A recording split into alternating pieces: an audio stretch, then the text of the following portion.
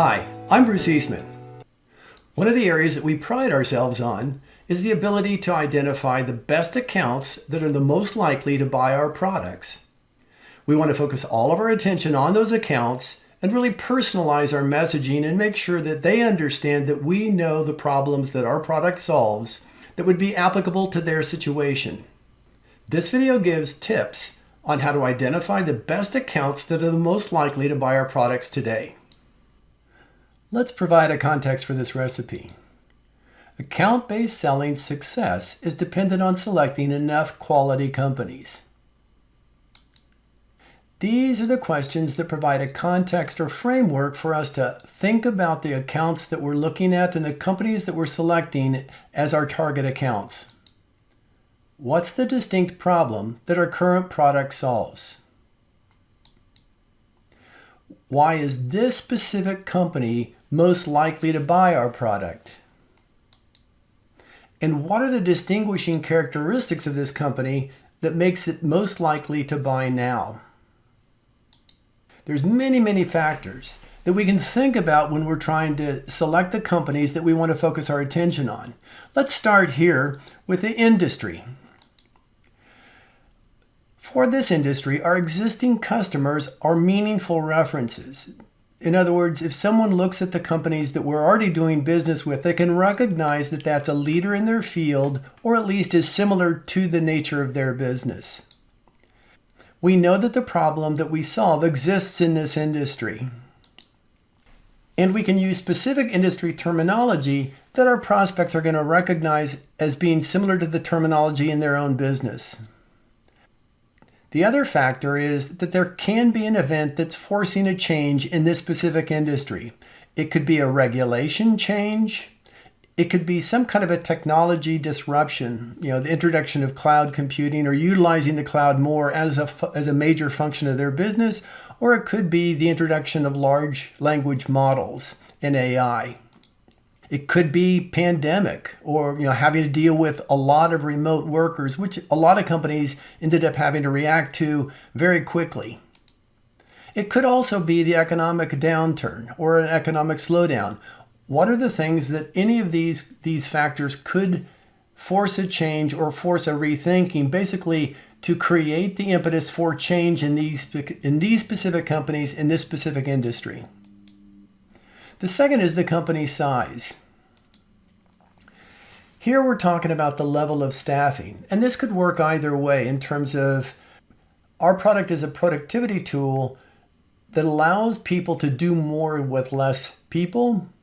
It could also work the other way that basically says we need a certain level of staffing to make sure that they have enough resource on their side to be able to support our system implemented in their company. It could be that we have a level of sophistication or expertise, and that's either, again, high or low. It could be that we require some level of understanding and a skill set within our prospects for them to be able to do an implementation of our product. It could also end up being that our product reduces the dependency on a high level of sophistication because we make something that has been very difficult in the past very easy to do today. The company size can also dictate whether or not this company has the ability to buy for small or medium companies. And this is something I've covered in some of the other videos that I've talked about the sales process and trying to qualify this as early as possible. Is some companies simply can't buy from small companies or companies below a certain size. And if we're not careful, we don't find that out until late in the sales process. The duration and the complexity of evaluation is dependent on the size of the company, is often dependent on the size of the company, and which basically is just the number of people that need to be involved and need to be coordinated to make a sale. Larger companies are staffed to evaluate, which basically means they have people that are specifically tasked with identifying what is the current state of the marketplace and which product should we be buying. The third that we're going to cover today is the technology. And again, this is at the customer site. We look at our existing customers and we find out that they're all using basically the same infrastructure or most of the same key components. That's the same kind of a target that we should be using to filter for any additional prospects that we would be wanting to talk to. Examples that we would give would be they're already on Salesforce, or they're using AWS as their cloud environment and the tools associated with, or the tools that are provided by AWS. In the single sign-on, it could be Okta, it could be a variety of different vendors that we look at and we say, these are the people we want to filter for companies that are using specific platforms, because if they're not using that platform, they're less likely to buy. The other one is a replacement of existing technology. This is one that often we don't think about enough, is our product is the newer version of some product that they're currently using, and therefore we know our product is better. So any place that we can find that specific product installed in our customer site, we know we've got a great chance of replacing it. And the other great part about it is they already know how to buy it, they know how it works, and they're already spending some money associated with solving that problem with an existing product or existing technology. So what we want to do is we want to find every customer that's using this technology, because we're better, cheaper, faster, and therefore we can win most of these deals if we can find them and engage with them. We also want to look at exclusion lists. If someone has just purchased a competitive product to our product, even if we believe that our product is better than theirs, and we can prove that our product is better than theirs, we want to be careful about engaging with someone who basically just made a commitment and has just started doing an implementation on a competitor's product. In summary, our best opportunities are going to be a combination of several factors that focus our attention on a specific set of companies.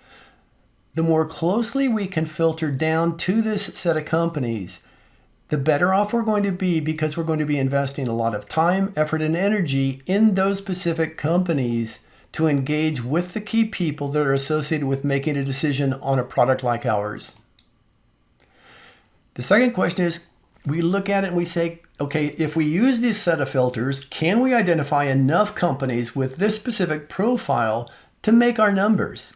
Is this a viable market based on this kind of a filter set?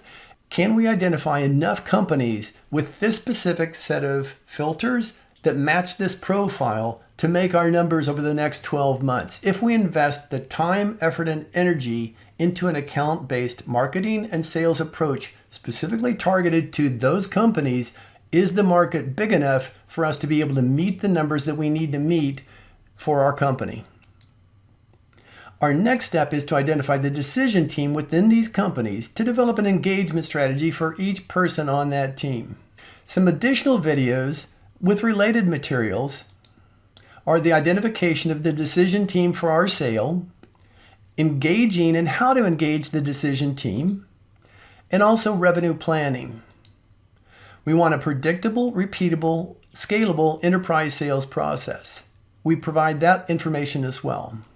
Thanks for watching. If you'd like to have further discussion or ask any additional questions, please feel free to leave a comment below or send us an email. Thanks and have a great day.